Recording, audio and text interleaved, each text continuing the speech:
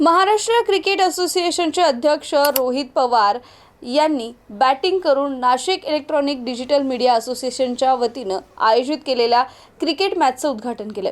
यावेळी प्रसारमाध्यमांशी बोलताना रोहित पवार यांनी राजकीय टोलेबाजी केल्याचंही पाहायला मिळालं। अजितदादांच्या संघात जाणार का असा प्रश्न रोहित पवारांना विचारण्यात आला। यावर बोलताना रोहित पवारांनी चांगलीच राजकीय गुगली टाकल्याचं पाहायला मिळालं।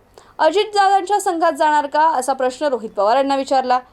त्यावर रोहित पवार म्हणाले की टीमची निवड करत असताना बऱ्याच लोकांना वाटतं की मी त्यांच्या बाजूने असावं, माझ्यापेक्षा इतर पक्ष आहेत ते काय निर्णय घेतात आणि शेवटी खेळाडू म्हणून मी काय निर्णय घ्यायचा ते माझ्यावर असेल, वेळ येईल तेव्हा माझा निर्णय मी घेईलच असं मत रोहित पवार यांनी व्यक्त केलंय।